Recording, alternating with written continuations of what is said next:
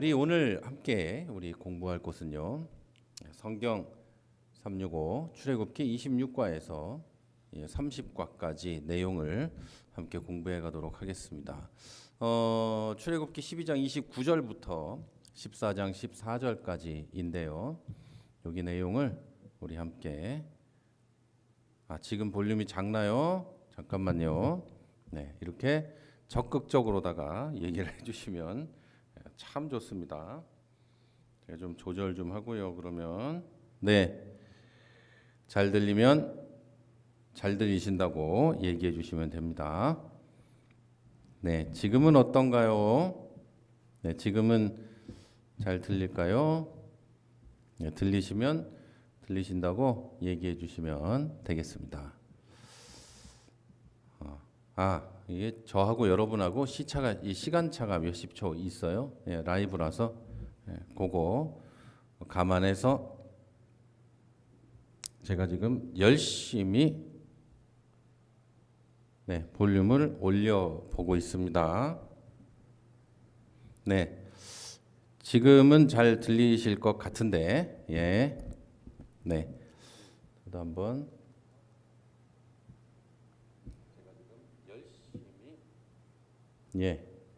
잘 들리시면 이대로 시작해 보도록 하겠습니다.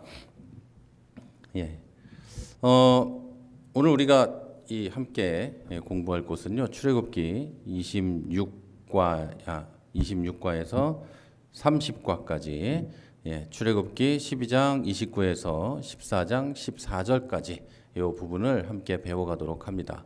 여기에는 하나님의 이 주권적인 그 계획과 하나님의 주권적인 구원 실행으로 이제 언약 백성인 이스라엘 사람들이 이제 이집트에서 홍해까지 가게 되는 내용들이 들어 있습니다. 이제 성경에서 볼 때 우리뿐만 아니라 예수님을 안 믿는 이제 사람들도 굉장히 많은 굉장히 많이 이 이야기를 알고 있는 그런 내용이라고 할 수 있겠습니다. 누구나 홍해를 건너는 이 내용들은 사람들이 다 알고 있고, 믿지 않는 사람들도 홍해 건너는 거 또 저기 모세가 홍해를 이렇게 가르는 거 이런 내용들은 어느 정도 다 알고 있습니다. 우리는 이제 여기서 살펴봐야 될 것은 이스라엘이 출애굽을 하는 그 여정, 그리고 그 가운데서 하나님께서 하나님의 백성, 그러니까 하나님께서 구원하기로 약속하신 언약 백성을 애굽의 종살이에서 해방시키시고 광야로 인도하는 과정을 우리는 좀 집중해서 살펴봐야 합니다. 이집트 세상의 이 내용을 알고 있는 이 장면들을 알고 있는 사람들은 그냥 그런 일이 있었나? 진짜인가 가짜인가? 이 정도 생각할 수 있지만 이제 우리들은 어디까지 생각해야 하냐면 하나님께서 하나님 백성을 이 종살이에서 해방시키고 광야로 인도하시는 과정, 그리고 그 과정 속에서 드러나는 하나님의 절대적인 주권과 하나님의 신실하신 사랑, 그리고 구원받은 백성들에게 요구하시는 새로운 정체성, 그러니까 구원받은 사람들이죠. 더 이상 이집트에 종살이하는 사람들이 아니고 그 사람들에서 이집트의 종에서 이제 하나님의 백성으로 변하는 그들에게 하나님께서 요구하시는 순종의 삶, 그리고 하나님께서 요구하시는 제대로 된 이스라엘 백성, 하나님 백성의 삶을 이제 우리가 봐야 합니다. 자, 이 부분에는요, 그냥 고대 이스라엘 민족이 이집트에서 해방되게 되는 그런 역사적 사건, 이런 것을 좀 넘어서 죄와 사망의 권세 아래 있는 이제 인류를 구원하시고 하나님의 거룩한 백성을 삼으시는 하나님의 구속사적인 어떤 역사하심, 그러니까 좀 어려운 말로는 경륜과 영어로는 이코노믹이라고 해요. 별로 어려운 말이 아닌데 한자로 써놓으니까 되게 어려운 말들이 돼가지고 성경을 배우거나 신학을 공부하거나 할 때 되게 어려워요. 이런 말들 자체가. 옛날 우리 신학교 다닐 땐 이거 한자로 써 있었어요. 그 신학 책에 경륜, 뭐 구속사적, 뭐 한자예요, 한자. 그러면은 이렇게 이게 까만 거는 글씨고 하얀 거는 종이고 뭐 이런 그래서 옛날에는 그랬어요. 전부 책이 그런 게 아니라 어떤 책들은 이렇게 한자로 있는 것들이 많이 있었습니다. 자, 동시에 아니죠. 제가 어디까지 했죠? 예. 쓸데없는 얘기를 하는 바람에 제가 예, 다시 말씀드릴게요. 이 지금 우리가 읽고 있는 본문, 우리가 배울 곳은요, 이스라엘 민족의 그냥 역사적인 사건을 넘어서 죄와 사망 권세 아래 있는 인류를 구원하고 하나님의 거룩한 백성을 삼으시는 하나님의 구속사적인 경륜과 예수 그리스도 안에서 완성되는 구원의 실체를 예표하는 우리 신학적 의미를 담고 있습니다. 자, 이집트의 10번째 이 재앙인 장자 죽음은 하나님의 공의로운 심판의 절정에 있는 것이었고, 동시에 유월절 어린 양의 피를 통해 구원받은 이스라엘은 해방을 받게 됩니다. 자, 이 사건 이후에 하나님께서는 구원받은 백성이 어떻게 살아가야 할지에 대한 구체적인 규례들을 주시고 그들의 새로운 정체성을 확립시켜주고, 광야 여정의 시작에서는 친히 볼 수 있는 존재로 임재하시며 그들의 새로운 하나님, 이건 아니지만 그들이 이제 섬겨야 하는, 그리고 그분의 백성이 된 그 하나님을 그들에게 보여주셨습니다. 그러면서 인도하고 보호하셨습니다. 하나님이 이제 얼굴을 보여주셨다, 뭐 이런 뜻이 아니고 하나님께서 가시적인 임재, 말하자면 구름 기둥과 불 기둥으로 그들에게 보여주셨다는 이야기죠. 자, 그러나 백성들은 눈앞의 위기에서 쉽게 불신하고 원망하는 연약함을 계속해서 드러내게 됩니다. 자, 이 모든 과정은 하나님의 구원이 인간의 행위나 공로가 아니라 오직 하나님의 은혜와 능력으로만 이루어지고, 구원받은 백성은 그 은혜에 합당한 믿음과 순종으로 응답해야 함을 가르쳐 줍니다. 자, 이제 우리가 이제 한번 이제 중요한 본문으로 한번 들어가 보도록 하겠습니다. 출애굽기 12장 29절에서 40절에는 하나님께서 예고하신 10번째 재앙이 나오게 됩니다. 10번째 재앙이 여기 나오는데요. 이 이집트의 그 당시에 처음 난 모든 것들이 죽임을 당하는 사건이 여기 등장하게 됩니다. 하나님께서 예고하셨던 것이 이제 실제로 결과로 나타나고 이스라엘 사람들이 이집트에서 해방되는 그런 장면이 나오게 됩니다. 네. 29절은 이렇게 말합니다. 밤중에 여호와께서 애굽 땅에서 처음 난 모든 것, 곧 왕위에 앉은 바로의 장자로부터 옥에 갇힌 사람의 장자까지와 가축의 처음 난 것을 다 치시매라고 기록되어 있습니다. 고대 근동사회에서 장자는 계속해서 말씀드리죠. 가문의 미래와 상속권, 그리고 신적인 축복의 상징이었습니다. 따라서 왕궁에서부터 일반 백성, 심지어 가축에 이르기까지 모든 처음 난 것이 죽었다는 것은 애굽 사회의 근간과 그들이 의지하던 신적, 사회적 질서가 모두 하나님 앞에서 완전히 무너졌다는 것을 의미합니다. 이것은 그냥 자연재해만을 말하는 것이 아니라 생명과 다산, 그리고 보호를 관장한다고 여겨지던 이집트의 여러 신들, 오시리스, 이시스, 이거 신들에 대해서는 자세히 얘기하면 시간이 너무 많이 가니까 그냥 요 정도 대충 하고 넘어갈게요. 자, 이런 신들에 대한 여호와 하나님의 직접적인 심판이었습니다. 30절에 애굽에 큰 부르짖음이 있었으니 이는 그 나라에 죽임을 당하지 아니한 집이 하나도 없었음이더라라고 말하는데, 여기서 여기에 나와 있는 히브리어를 우리가 좀 자세히 보면 극도로 절망스럽고 공포스럽고 애통하는 그런 내용들이 이제 이 히브리어 원어에는 들어 있습니다. 그래서 이 재앙이 지금 말씀드린 대로 죽임을 당하지 않은 집이 한 집도 없었고 당연하겠죠. 저도 집의 첫째니까 아들이니까 당연히 저도 죽었겠죠. 그리고 각 집에 있는 첫째 아들들은 다 죽는 거예요. 아버지가 첫째면 그 아버지도 죽는 거고 모든 첫 번째 난 것들은 다 죽는 겁니다. 그러니 얼마나 끔찍한 재앙이었겠습니까? 자, 이런 심판이 얼마나 이 보편성과 심각성을 띠고 있었는지를 우리는 여기서 알 수 있고요. 하나님의 심판은 누구에게나 임할 수 있다는 것도 알 수 있습니다. 이 말은 무슨 뜻이냐면은 하나님이 심판하기로 작정하시면 하나도 예외 없이 누구나 심판받는다는 것을 여기서 보여줍니다.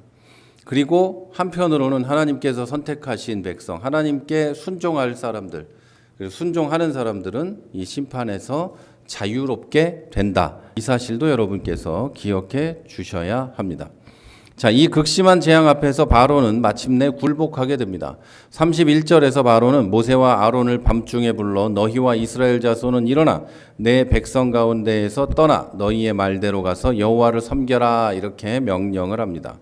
심지어 32절에서는 이스라엘이 요구했던 양과 소까지 모두 데려가도록 허락하며 자기를 위해 축복해달라, 기도해달라 이렇게 간청하기도 합니다. 자, 이것은 인간 권세의 정점인 바로가 하나님의 절대 주권 앞에서 완전히 무릎 꿇었다는 것을 보여주는 장면입니다. 이집트 사람들은요, 자기들도 모두 죽게 될까봐 두려워서 이스라엘 백성을 재촉하여 속히 내보내려고 했습니다. 빨리빨리 나가라는 거예요. 너희들 여기 있으면 우리가 너무 힘들다, 위험하다. 너희들은 좀 떠나줘야겠다. 이렇게 했다는 것이죠. 이스라엘 백성은 모세의 말대로 애굽 사람들에게 은금, 패물과 의복을 구했고, 그러니까 집안에 있는 재산을 내놔라. 그래가지고 재산부터 옷까지 그리고 짐승들까지 다 해가지고 그들이 이제 달라고 하면 이렇게 기록돼 있어요. 하나님께서 이집트 사람들에게 은혜를 입히심으로 그들이 구하는 대로 얻게 됐다. 말하자면 이집트 사람들에게 이렇게 하셔가지고 달라는 대로 이스라엘 사람들이 가지고 나올 수 있게 되었다는 것이죠. 자, 이것은 출애굽 전에 이 하나님께서 하신 약속의 말씀을 이루어주는 그것의 성취로서 이스라엘이 노예 신분에서 벗어나 그냥 노예 신분에서만 벗어나게 되는 그런 게 아니라 노예 신분에서 벗어날 뿐 아니라 승자의 신분으로, 그러니까 이집트 사람들을 이긴 하나님 백성의 신분으로, 이집트 신을 이긴 하나님 백성의 신분으로 이집트를 떠나게 된 겁니다. 그러니까 전리품 같이 그들에게서 옷과 폐물과 금과 은을 가지고 나올 수 있게 되었던 겁니다. 자, 그 뒤로는 이제 출애굽 여정이 시작이 됩니다. 이스라엘 자손은 람셋을 떠나 숫곳에 이르게 됩니다. 자, 여기에 가니까 유아 아기들 외에 보행하는 장정만 60만 명에 달했다. 이렇게 기록이 되어 있습니다. 그리고 수많은 잡족과 가축도 함께 했습니다. 여기서 이제 이 잡족이라고 되어 있는데 이제 성경에 써 있는 말을 그냥 써가지고 잡족 이렇게 되어 있는데 요즘 말로 하면 적절한 단어는 아닙니다. 잡족은 저기 우리 어렸을 때는 잡족하면은 신학교에서도 이런 농담 많이 했었습니다. 잡족이 껴가지고 우리가 이렇게 은혜롭지 못하다 뭐 이런 얘기 있잖아요. 네, 여러분 이해하실지 모르겠지만 신학교에 이제 공부하다가 저 잡족 같이 친구들끼리 놀리는 거예요. 우리들이 저 잡족이 껴가지고 불평불만이 많고 우리를 힘들게 한다. 이런 농담을 많이 했는데 이 잡족들이 조금 있다가 이제 나중에 이스라엘 백성들이 어떤 불평불만을 하게 될 때 그것을 좀 이렇게 불러일으키는 그런 사람들이 됩니다. 이 잡족들은 이스라엘 사람들이 아닌 같이 노예 생활을 하던 그런 사람들을 의미합니다. 그 사람들도 같이 묻어서 나왔다는 거예요. 같이 이스라엘 사람들에게 끼어서 이집트에서 탈출했다. 그 이야기입니다. 그러니까 이스라엘 사람으로 구성된 장정들은 60만 명이 달하고, 그리고 수많은 잡족들이 제 잡족이라고 계속 말하니까 좀 이상한데 외국인이라고 표현을 할게요. 자, 외국인들과 가축들이 함께 라암셋을 떠나서 숫곳으로 가게 됩니다. 이 사람들은 이제 급히 쫓겨서 나왔기 때문에 양식을 준비하지 못했고 누룩 없는 반죽으로 무교병을 구워서 먹었습니다. 자, 무교병에 대해서는 이제 지난주에도 말씀을 드렸는데요. 누룩이 없는, 다시 말해서 죄와 부패함이 없는 그런 빵이었고, 이것은 구원의 긴급성과 더불어서 이집트의 죄악된 문화와 단절하고 거룩하고 새로운 삶을 시작해야 한다는 것을 이제 상징해 주는 겁니다. 이집트에서는 뭐 이제 누룩이 들어간 빵도 먹었고 여러 가지를 했고, 그 문화에 젖어서 노예 생활을 하면서도 430년 동안 젖어서 그들의 문화에 빠져서 그들의 신을 섬기며 살았겠지만, 이제는 그것들을 해서는 안 된다. 너희들은 하나님의 백성이다. 이것을 보여주는 것입니다. 자, 그리고 40절에서 42절을 보면 출애굽의 역사적 신학적 의미가 나와 있습니다. 40절은 이스라엘 자손이 애굽에 거주한 지 430년 만에 나왔다고 말하고, 41절은 430년이 끝나는 바로 그날에 여호와의 군대가 다 애굽 땅에서 나왔은즉 이렇게 선포합니다. 자, 이것은 아브라함에게 주신 언약, 창세기 15장에 기록되어 있는 아브라함에 주신 언약의 기간이 정확하게 성취되었다는 것을 강조하는 이야기입니다. 하나님의 언약적 신실성과 구속계획의 정확성을 여기서 보여주고 있는 것이죠. 42절은 이 밤을 여호와 앞에 지킬 것이니 여호와의 밤이라 이스라엘 자손이 다 대대로 지킬 것이다. 이렇게 명하고 있습니다. 여호와의 밤, 이 밤은 지키는 밤이라고 이제 히브리어 원어는 이제 지키는 밤 이렇게 이해할 수 있겠습니다. 이 밤은 하나님께서 친히 백성을 보호하시고 인도하신 구원의 밤, 그리고 언약의 밤을 강조하는 신학적 표현입니다. 이게 여호와의 밤이 이제 히브리어로는 레일 쉬무림이라고 하는데, 이 번역을 하면 지키는 밤이라고 해요. 그러니까 이 말을 사용한 것은 하나님의 언약이 신실하시고 절대적인 주권으로 반드시 그것을 약속을 지키신다는 이것을 강조하는 신학적 표현이라는 것입니다. 자, 그리고 이거는 나중에 설명해도 되겠습니다.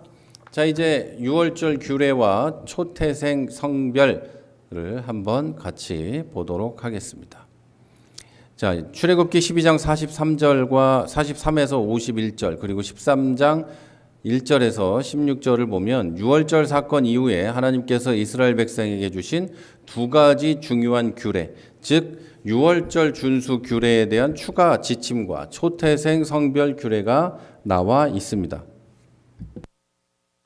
이 규례들은 구원받은 백성이 이제 여호와의 소유로서 어떻게 살아가야 하는지에 대한 정체성과 삶의 원리를 제시해 주고 있습니다. 먼저 유월절 규례를 조금 더 추가해서 하나님께서 주시는데요. 유월절 공동체에 참여할 수 있는 자격에 초점을 맞춰서 이야기합니다.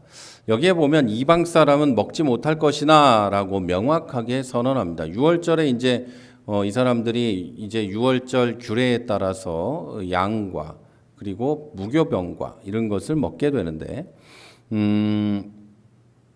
양의 피를 바르고 또 뭐 그렇게 해가지고 유월절을 통과해서 나왔잖아요. 그래서 유월절 규례를 세우며 유월절 이 밥상에 유월절 이 잔치는 아니고 유월절을 지내는 이제 그런 이제 밥상에 이방인은 앉지 못한다, 같이 못 먹는다, 이렇게 이야기를 하는 겁니다. 그래서 유월절이 민족적 기념을 넘어서 하나님과의 이 언약 관계에 기반한 거룩한 의식이라는 걸 강조하고 있습니다. 그런데 44절에 가면 각 사람이 돈으로 산 종은 할례를 받은 후에 먹을 것이다. 이렇게 예외를 둡니다. 자, 이것은 이들에게, 이스라엘 사람들에게 이방인이라는 것은 하나님이 지금 어떤 것인지를 얘기해 주고 계시는 건데요. 이스라엘 사람에게 이방인은 혈통적으로 이스라엘의 12지파에 속하지 않았을지라도 이스라엘 사람들, 이제 다시 설명할게요. 이스라엘 사람들에게 이방인은 혈통적으로 이 이스라엘 12지파에 속하지 않은 사람을 의미하는 게 아니라 언약적 표징인 할례를 받지 않은 사람을 의미하는 겁니다. 그래서 반대로 보면 할례를 받은 사람, 그러니까 언약의 표징인 할례를 받은 사람은 하나님의 공동체에 편입될 수 있다는 걸 이야기해 주는 겁니다. 그래서 유대인이 되려면, 다시 말해서 유대교인이 되려면, 이 당시에 이제 이스라엘 민족의 한 사람이 되려면 그들과 똑같이 할례를 받고 하나님을 섬기겠다고 하면 이제 이 유대인 공동체에 들어가는 겁니다. 자, 반면에 이제 45절에 보면 거류인과 타국 품꾼은 먹지 못하리라 이렇게 명시하고 있는데, 이들은 이스라엘 땅에 일시적으로 거주하거나 고용된 자들이고 그래서 언약 공동체에 소속되지 않았기 때문입니다. 그리고 48절부터 보면 타국인이 자발적으로 유월절을 지키고자 하면 모든 남자가 할례를 받아야 된다. 그리고 할례를 받은 후에는 본토인과 같이 동일한 법이 적용된다고 선언합니다. 그러니까 하나님의 법은 혈통이나 출신이 아니라 언약 관계를 기반으로 모든 이에게 공정하게 적용된다는 것을 보여주는 것입니다. 자, 이것은 이 규례들은 구약의 언약 공동체의 경계가 어떻게 설정되는지를 보여주는 중요한 예시입니다. 그러니까 누구든 그 집안의 남자가 다 할례를 받고 하나님을 섬기기로 하고 이스라엘 사람들 중 하나처럼 법을 지키며 살고자 하면 유대인 공동체로 받아들여졌다는 거예요. 그게 종이라도 누구라도 그랬다는 거예요. 자, 이것은 신약 시대의 그리스도를 통한 믿음과 침례로 교회의 일원이 되는 것을 예표하는 것입니다. 그래서 구원은 엄마 아빠가 예수 믿는다고 구원받는 게 아니라, 할아버지 할머니가 예수 믿는다고 구원받는 게 아니라, 내가 예수를 믿기로 작정하고 하나님의 사랑으로 믿음을 가지고 예수를 믿으면 구원을 받게 되는 겁니다. 그리고 교회의 일원이 되는 것은 믿음을 고백하고 침례를 받음으로 내가 이 교회에 소속되어서 내가 이 교회의 일원으로 살아가고 싶다. 이렇게 공동체 앞에서 선언할 때 교회의 일원이 되는 겁니다. 자, 교회에 나온다. 그리고 교회 어느 교회 다닌다. 그거는 예수 믿는 거겠죠. 그러나 어느 교회의 일원이 되려면 침례를 받고 또는 세례를 받고 어떤 교단이나 교회마다 다르니까 그거는요. 그곳에 공동체가 되기로 해야만 될 수 있다는 것을 말씀드립니다. 자, 6월절 이제 이 음식을 먹는 방법에 대한 세부적인 규례도 역시 똑같습니다. 이제 중요합니다. 양고기는 반드시 한 집에서 먹고 조금도 집 밖으로 내지 말고 뼈도 꺾지 말고. 자, 뼈를 꺾지 말라는 것은 요한복음 19장 36절에서 예수 그리스도의 십자가 죽음에 대한 예언의 성취로 인용이 됩니다. 이는 유월절 어린 양이 장차 십자가에서 죽으실 그리스도를 예표하는 데 있어서 물리적 온전성이 중요하다는 것을 제시해 줍니다. 원래 이 십자가 형벌은 이 십자가에 이제 못 박아서 매달았다가 계속 매달아 두지는 않습니다. 이제 죽었나 살았나를 보기 위해서 하는 것도 있지만 빨리 이제 이 사망해야 어느 정도 이 고통을 덜어줄 수 있기 때문에 다리도 부러뜨리고 뭐 이렇게 합니다. 그랬을 때 움직이지 않으면 이제 십자가에서 내리고 이렇게 되는데 예수님은 옆구리에 창을 찌르죠. 그렇게 원래 하던 대로 안 하고 예수님은 뼈를 꺾지 않고 이 옆구리에 창을 찔리게 되죠. 자, 그것에 대한 예언이 바로 이 양의 뼈를 꺾지 말라 이런 규례였다는 이야기입니다. 자, 네. 자, 출애굽기 13장 1절에서 16절은 초태생 성별 규례와 무교절 준수 규례를 다룹니다. 여기에 보면 하나님은 이스라엘의 태에서 처음 난 모든 것, 그러니까 이 사람이나 짐승이나 모두 다 거룩하여 거룩하게 구별하여 하나님께 돌리라. 이렇게 이야기하십니다. 자, 거룩하게 구별하여 돌리라. 히브리어는 카다쉬라고 하는데요. 세상과 구별해서 하나님의 소유로 삼는 행위를 나타냅니다. 자, 이것은 유월절 이 장자가 다 죽었던 재앙 때 이스라엘의 처음 난 생명들이 하나님의 은혜로 보호받았기 때문에 이제는 하나님의 절대적인 소유가 되었다는 것을 선언하는 것이죠. 자, 이것은 모든 생명의 주권이 하나님께 있다는 것을 고백함과 동시에 구원받은 백성이 하나님께 속한 거룩한 존재라는 것을 각인시켜주는 교리적 진리입니다. 자, 이 초태생 규례는, 그러니까 첫 번째 난 것, 장자 규례는 장차 오실 예수 그리스도가 모든 피조물의 첫 태생이자 모든 죽은 자 가운데서 먼저 나시니로서 모든 것을 상속받은 분임을 예표하고, 그리스도의 대속 사역을 통해 구원받은 신약의 성도들이 하나님의 맏아들과 같은 지위를 얻게 된다는 것을 미리 보여줍니다. 이게 좀 여러분 좀 말이 좀 어려울 수 있는데, 초태생이 참 이 한자들 참 그래요. 처음 난 것들을 하나님께 구별하여서 하나님 거라고 돌리고, 그래서 양이라면 첫 번째 난 것을 제사로 드리거나 하고, 사람은 이제 하나님의 사람으로 구별하기도 하고 했다는 거예요. 그리고 예수님이 이 모든 피조물의 첫 태생이면서 그리고 죽은 자 가운데서 가장 먼저 나시니다. 이것은 뭐 충분히 이해가 되시겠죠? 자, 이것이 예수 그리스도를 예표한다 이겁니다. 초태생을 구별하는 것이 예수님을 예표한다. 이렇게 이해를 해주시면 되겠습니다. 자, 그리고 이 무교절 이 규례는 예수님 애굽에서 나온 날을 기념하여 이래 동안 무교병을 먹고, 그러니까 누룩 없는 빵, 부풀지 않은 빵을 먹고 유교병이나 누룩을 집안에 두지 말라는 이 명령입니다. 이것은 출애굽의 긴박함과 더불어서 애굽의 죄악된 영향, 이 애굽에서 했던 영향이 좋지 않은 것들, 이것과 분리하고 이제 하나님의 백성으로서 순결하고 하나님의 백성으로서 순종하는 삶을 이제 시작해야 한다는 것을 보여줍니다. 그리고 여기에 신앙 전수가 어떻게 되어야 되고 얼마나 중요한지를 강조하면서 이야기합니다. 자녀가 이런 예식을 왜 합니까? 라고 의식의 의미를 물을 때 하나님의 애굽에서 하나님의 강한 손으로 이루어진 구원 역사를 상세하게 설명하라고 지시합니다. 손의 기호와 미간의 표, 이것은 구원 사건과 하나님의 말씀이 삶에 각인되어서 항상 기억되고 순종되어야 한다는 것을 상징합니다. 저는 이 신앙의 전수가 기독교인이 된 사람들에 있어서는 가장 중요한 신앙 행위다 이렇게 믿습니다. 그래서 여러분이 기도도 많이 해야 하고 하나님 말씀도 많이 읽어야 하고 여러 가지 여러분들이 해야 될 일이 많이 있겠지만 가장 중요한 기독교인으로서 신앙 행위는 자녀들과 후대에 신앙을 전수해 주는 겁니다.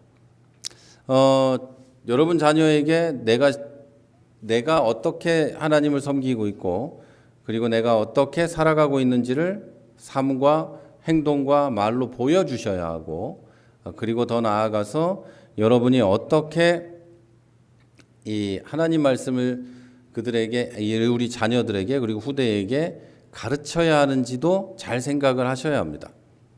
입으로 이렇게 하나님 말씀을 가르치기가 어렵다면 여러분이 하나님 말씀을 읽으며 배우며 들으며 느낀 모든 것을 행동으로 말로 실천하면서 보여주셔야 합니다. 그렇지 않으면 우리의 자녀들은 예수 안 믿을지도 모릅니다. 교회를 떠날지도 몰라요. 제가 이 경험한 바 그리고 아는 바 목사님 자녀, 장로님, 권사님 자녀들 중에 교회 안 다니는 사람 많습니다. 어렸을 때부터 이 아이가 모태신앙임에도 불구하고 교회 안 가는 애들 많습니다. 많아요. 지금 다 이야기할 수는 없지만 원인도 알고 있고 모두 다 알고 있는데 가장 중요한 원인은 부모가 신앙을 전수해 주지 않았기 때문이에요. 신앙을 전수해 주지 않았기 때문에 아이들이 신앙이 얼마나 중요하다는 것을 알지 못합니다. 전혀 알지 못해요. 아빠, 엄마 나 교회 안 가고 오늘은 공부하면 안 돼? 그럼 공부해야지. 무슨 소리요? 당연히 공부해야지. 저 교회 대학 가고 나서 가면 돼. 교회를 대학 가고 나서 안 다니다가 갑자기 대학 가고 나서 가는 애를 본 적이 없습니다. 종종 있긴 합니다. 대학에 가서 좋은 선배를 만나거나 해서 가기도 하지만 그런 경우는 별로 보지 못했어요. 부모님이 잘 가르쳐야 애가 갈 수 있습니다. 자, 이거 여러분 꼭 명심하시고 최선을 다해서 잘 되지 않더라도 최선을 다해서 기도하고 인도해 보려고 하고 노력하면 어느 날인가 아이들은 우리의 기도 그리고 여러분의 이 애씀을 보고 효도하는 마음으로라도 교회에 나옵니다. 나이가 점점 들면서 부모님의 그 사랑과 부모님의 헌신을 깨닫고라도 우리 어머니 아버지 소원인데 내가 교회 가야지 당연히 이렇게라도 하면서 예수 믿기 시작합니다. 그런데 보여주지 못했다면 누가 부모님을 따라서 교회에 가겠어? 엄마도 안 갔잖아. 그렇게 하죠. 네. 자,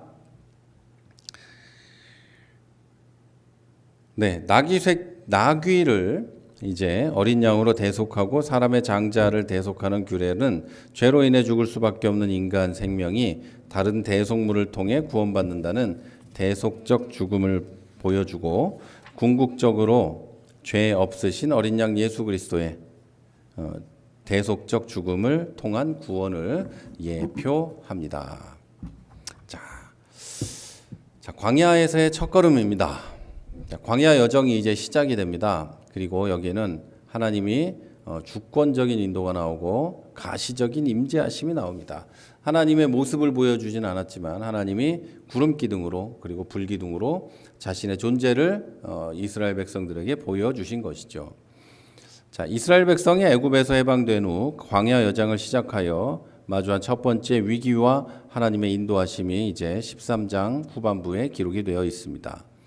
자, 여기는 하나님께서 이스라엘을 가나안으로 가는 가장 가까운 길인 블레셋 사람의 길로 인도하지 않으시고 홍해의 광야의 길로 돌려 인도하신 이유를 설명하고 있습니다.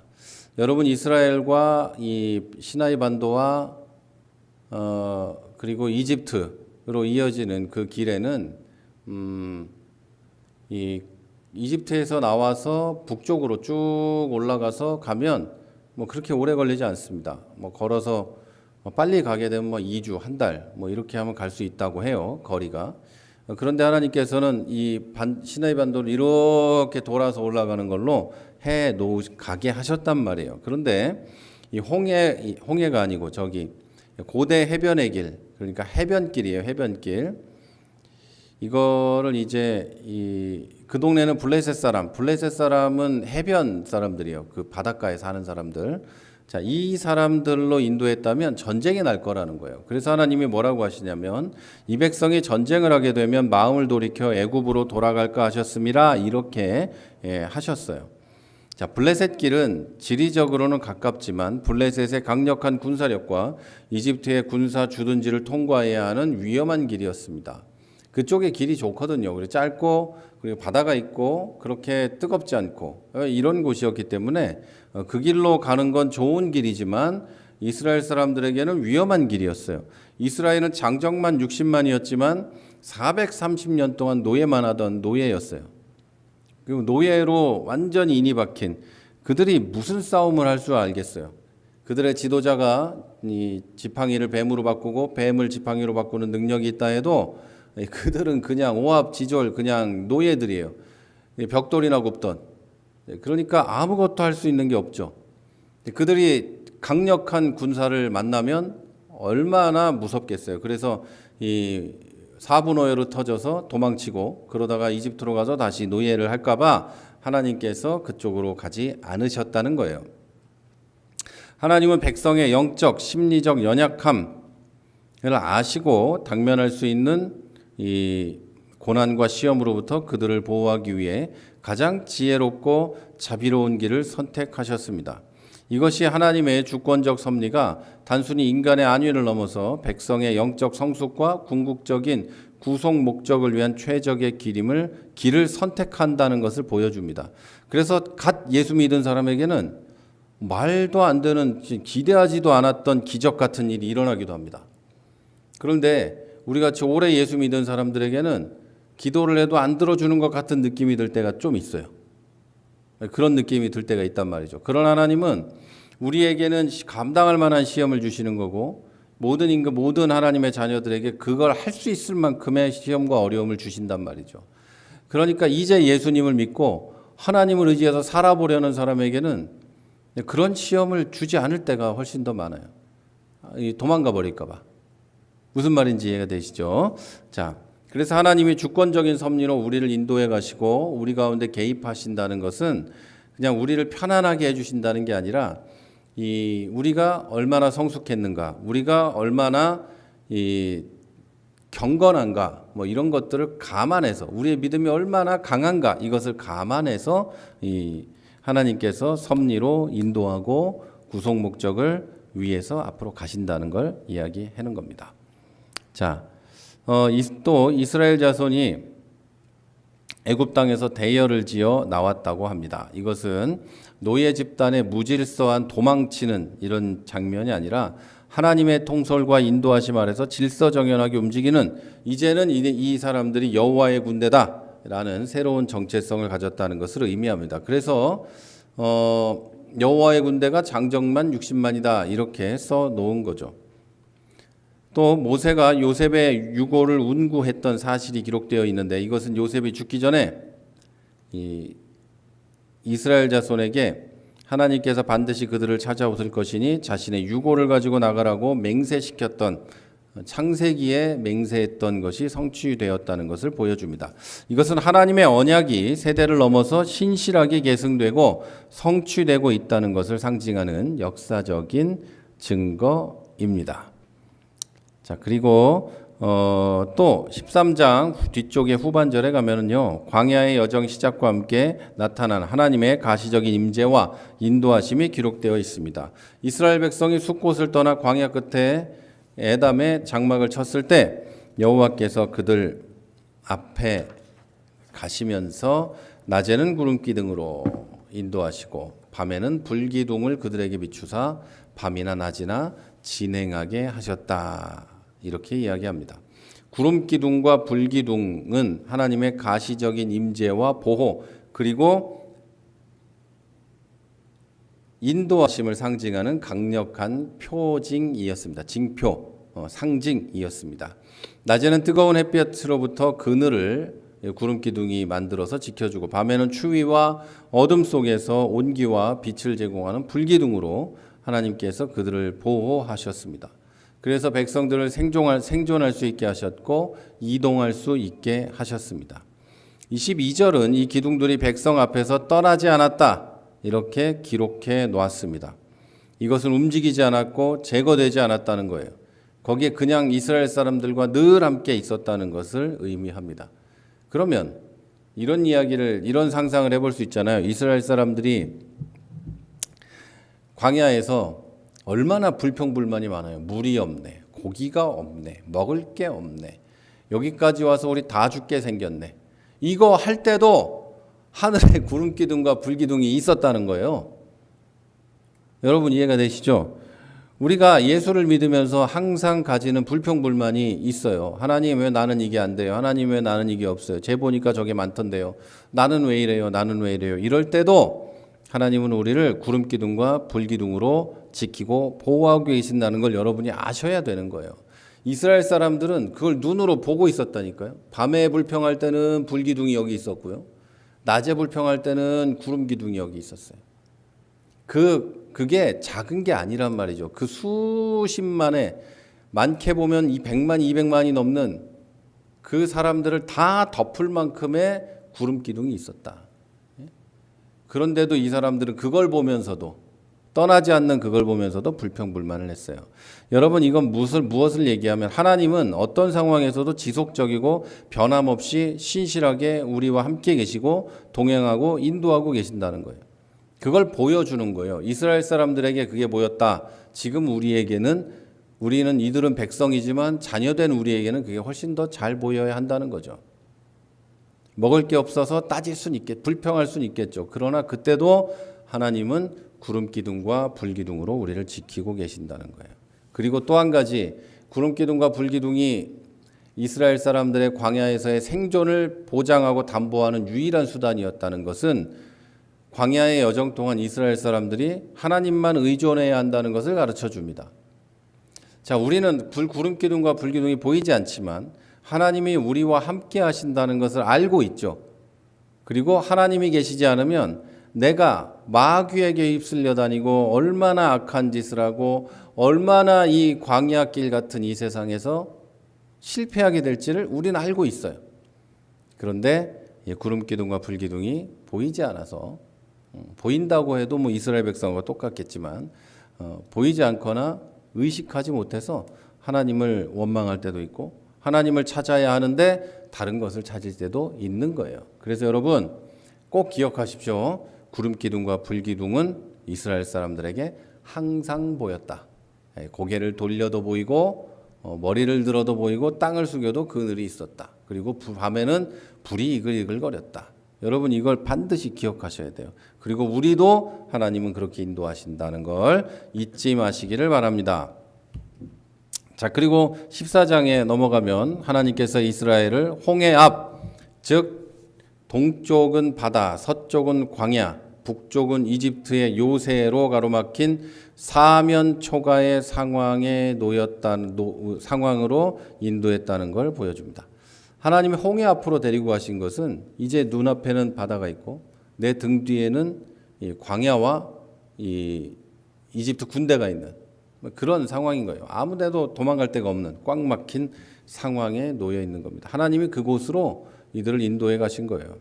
2절에서 하나님은 이스라엘에게 이렇게 말씀하십니다. 돌이켜 바다와 믹돌 사이에 비하 히롯 앞 곧 바알스본 맞은편 바닷가에 장막을 치라 이렇게 명령하십니다. 자, 여기는 어디냐면 인간적으로는 도무지 피할 곳이 없는 완벽한 함정의 위치였습니다. 말씀드린 그대로예요. 동쪽은 바다, 서쪽은 광야, 북쪽은 이집트 요새. 꽉 막힌 그런 곳이었습니다. 3절에서 바로는 이스라엘이 그 땅에서 멀리 떠나 광야에 갇힌 바 되었다고 생각하게 될 것이라고 하나님이 말씀하십니다. 자, 이처럼 하나님은 바로로 하여금 이스라엘이 길을 잃고 갇혔다는 교만한 확신을 갖게 합니다. 그래서 그를 심판의 장으로 이끌려 나오게 합니다. 5절에서 백성이 도망했다는 소식을 들은 바로와 신하들은 이스라엘을 놓아준 것을 후회하며 마음이 변합니다.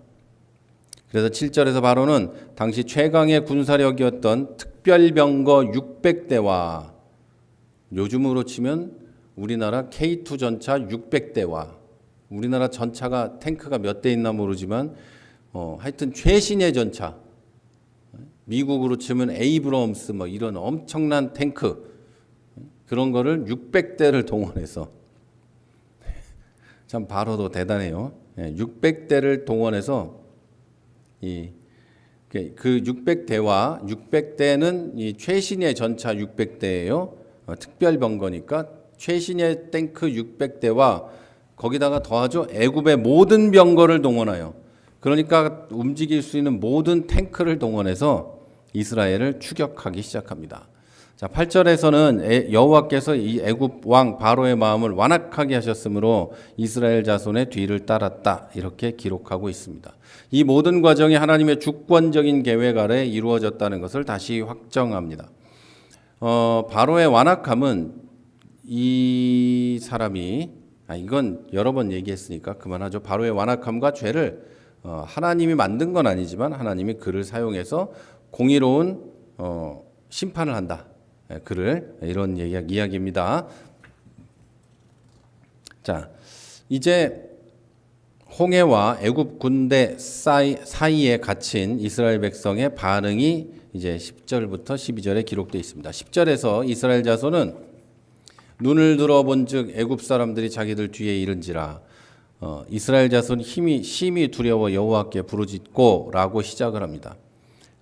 이제 기도하는 것 같잖아요. 무서워서. 그런데 11절에서 12절에 보니까 그들의 부르짖음은 하나님을 향한 신뢰의 기도가 아니라 지도자 모세를 향한 극심한 원망과 불신앙으로 변질됩니다. 다시 말씀드리지만 이 장면에도 구름 기둥과 불 기둥은 있다.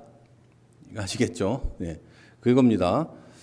변질돼 가지고 애굽에 매장지가 없어서, 애굽에 공동묘지가 없어서 당신이 우리를 이끌어내서 이 광야에서 죽게 하냐, 이렇게 비난합니다. 이 비난은 하나님의 구원사역 전체를 조롱하고 부정하는 불신앙의 극치입니다. 우리가 애굽 사람들을 섬기는 것이 광야에서 죽는 것보다 낫겠다, 이렇게 말하죠. 이 말은 자유를 주신 하나님 은혜를 거부하고 차라리 노예의 삶으로 돌아가겠다는 노예 근성에 깊이 뿌리박힌 영적 상태를 적나라하게 보여줍니다. 자, 이것은 지상에 존재하는 가시적 교회 안에 참된 믿음, 그리고 이름뿐인 믿음, 이것이 어떻게 공존하는지를 예표하는 중요한 사례입니다. 이스라엘 사람들이 모두 다 이렇게 불평을 했겠냐? 그렇진 않을 거예요. 일부는 그렇지 않았을 거예요. 구름 기둥과 불 기둥을 보라, 하나님이 우리를 지키고 보호하지 않는가? 이랬을 수 있단 말이에요. 한편으로는 모세에게 따지면서 애굽에 무덤이 없어가지고 우리를 끌고 나와서 여기서 죽게 하는가? 이렇게 했다는 거죠. 그리고 애굽 사람을 섬기는 게 광야에서 죽는 것보다 낫다, 이렇게 말했다는 거죠. 그래서 이 가시적 교회, 우리가 눈에 보이는 이 교회 안에는 진짜 구원을 받을 믿음, 구원적 믿음을 가진 사람과 이름뿐인, 그러니까 허울만 있는 좋아 보이는 이런 믿음만 가진 사람이 공존하고 있다는 거예요. 한 자리에. 자, 여러분. 자, 그리고 이제 넘어갑니다. 이런 백성의 원망 속에서 모세가 외칩니다. 모세는 백성의 불신앙을 책망하기보다는 하나님의 구원을 확신에 찬 언어로 선포합니다. 13절에서 이렇게 말합니다. 너희는 두려워하지 말고 가만히 서서 여호와께서 오늘 너희를 위하여 행하시는 구원을 보라. 너희가 오늘 본 애굽 사람을 영원히 다시 보지 못하리라. 이렇게 이 말을 합니다. 명령한 것이죠. 두려워하지 말고 감정을 통제하고 가만히 서서 인간적인 노력을 중단하고 여호와께서 행하시는 구원을 보라. 구원의 주체가 하나님이라는 걸 인정하고 하나님이 일하는 걸 보라, 이렇게 말하는 거예요. 여러분, 두려움이 생기고 앞날에 대한 어떤 그 공포가 생길 때 여러분 그 감정을 내려놓고 가만히 서서 하나님이 하시는 일을 지켜보시기 바랍니다. 하나님이 구원하신다는 거예요. 하나님이 구원하세요. 이게 얼마나 이 중요한 믿음의 고백인지 모릅니다. 자, 모세의 이 선포는 위기 상황에서 성도가 취해야 할 믿음의 정수입니다. 자, 이 전쟁이 이스라엘이 아닌 하나님께 속한 거라는 걸 확증해 주는 거죠. 우리의 삶도, 영적 전쟁도, 이 세상에서의 모든 일들도 하나님께 속한 겁니다. 그러니까 어려운 일이 있거나 힘든 일이 있을 때, 마음에 두려움이 생길 때, 앞날에 공포가 생길 때 가만히 서서 하나님이 어떻게 일을 하시는가를 지켜보면 하나님의 놀라운 섭리를 발견할 수 있어요. 그리고 하나님이 얼마나 나를 사랑하시는지도 확인할 수가 있습니다. 우리가 두려움에 빠져서 감정에 이끌려가며 공포에 떨고 하나님을 보지 않고 막 사방으로 뛰어다닐 때 우리는 하나님을 보지 못해요. 그런데 가만히 있을 때 우리 하나님을 볼 수 있는 줄을 믿습니다. 그리고 가만히 있는다는 것은 여러분 그냥 수동적으로 포기해 버리는 게 아니라 전적으로 하나님만을 신뢰하고 잠잠히 하나님의 일하심을 기다리는 적극적인 믿음의 태도예요. 이게 인간의 어떤 마음과 사람의 상식으로는 전혀 이해할 수 없는 태도지만 우리 기독교인들, 우리에게는 이 가만히 있는다는 것은 하나님을 기대하는 자세예요. 하나님, 나는 내 능력으로는 뭐 할 수 있는 게 없습니다. 그런데 하나님이 계시니까 뭐든지 될 거라고 난 믿습니다. 그리고 하나님이 나를 구원할 거라고 믿습니다. 바로 이게 포기하는 게 아니고 하나님을 기다리는 적극적인 태도예요. 여러분 이거 사람들이 기독교인을 두고 기도하면 야, 너 기도한다고 다 되냐? 이런 말을 하는데 여러분 기도만큼 적극적으로 믿음을 보여주는 일은 없어요. 여러분 기도하는 게 얼마나 힘든지 아십니까? 믿음을 가지고 기도하면서 하나님의 역사를 기대하는 건 힘든 일이에요. 그런데 여러분이 정말로 어떤 일이 있을 때 그리고 앞날의 일이나 내 자녀들을 놓고 또 가족을 놓고 뭔가를 놓고 기도할 때 여러분 그냥 기도가 내가 할 수 있는 모든 것을 버리고 나는 정말 절망적이라서 하나님만 붙잡는다 이런 것만이 아니라 그걸 넘어서 하나님을 의지하고 신뢰하며 하나님을 기대하는 어떤 그런 이 포기해버리는 절망적인 게 아니라 소망과 희망을 가지는 그런 태도를 가져야 돼요. 이게 믿음의 태도예요. 저도 그런 일들을 몇 번 겪어왔지만 그 가운데서 처음은 이런 걸 잘 못하지만 시간이 조금만 더 지나면 하나님을 기대하고 하나님을 신뢰하고 하나님이 어떻게 일하실까를 바라보게 되는 거죠. 자, 그때 하나님이 놀라운 일을 하신다. 놀라운 일을 하세요. 그걸 우리는 꼭 보게 될 거예요. 그리고 다음 주에는 꼭 그 이야기를 여러분과 함께 나눠 가도록 하겠습니다. 자, 이게 이제 많이 남았는데 빨리 끝내도 됩니다. 왜 앞에서 거의 다 얘기한 것이고 주요 교리학습에 대한 게 지금 보여드리는 여기 파워포인트 3개에 다 들어있어요. 이것만 이제 말씀드리면 끝나게 됩니다. 자, 우리가 지금 배우고 있는 것이 하나님의 주권과 섭리, 하나님의 구원 이것을 배우고 있어요. 모든 사건과 심지어 인간의 악한 행동도 하나님의 더 큰 구원 계획을 이루는 도구가 될 수 있습니다. 그렇다고 해서 세상의 모든 악한 것들이 하나님이 사용하시는 건 아니에요. 그건 인간의 악함과 인간이 선을 행하지 못하는 것에 대한 결과예요. 그거는 인간이 책임을 져야 합니다. 자, 그 다음 언약신학과 구원 공동체가 있습니다. 유월절과 여러 규례들은 하나님의 언약 백성을 구별하고 그 정체성을 확립하고 이것은 신약교회를 예표합니다. 우리의 공동체는 우리 교회 공동체, 아까 말씀드렸죠. 교회 공동체는 믿음을 고백하고 침례와 세례 둘 다가 아니라 둘 중에 하나 이런 것들을 통해서 교회의 일원이 되겠다고 고백할 때 교회의 일원이 됩니다. 그리고 우리 교회의 일원이 되면 우리는 한국의 침례교회의 일원이 되고 한국의 여러 교단으로 모여있는 교회 공동체들의 일원이 되고 세계 교회 공동체의 일원이 되고 그렇게 되는 거예요. 그리고 먼저 이 믿음을 가졌던 믿음의 선배들의 후배가 되고 그리고 내 후배들의 선배가 되고 이 공동체가 이루어지는 거예요. 저는 우리 믿음의 공동체가 세상의 어떤 공동체보다 가장 끈끈해야 된다고 믿습니다. 당연한 거 아니겠어요? 예수 그리스도의 피로 뭉쳐진 그런 공동체이기 때문에 저는 겉으로 볼 때는 좀 느슨해 보이고 이럴지라도 이 공동체가 하나님 안에서 정말 강한 공동체가 될 거라고 저는 믿습니다. 자, 그리고 그리스도 중심적 구원이 있습니다. 출애굽의 모든 사건과 규례는 최종적 구원자이신 예수 그리스도를 가리킵니다. 어린 양, 예수 그리스도를 어린 양이라고 하죠. 초태생, 그리고 강한 손, 임재, 이 모든 것들은 예수 그리스도를 가리키고 있습니다.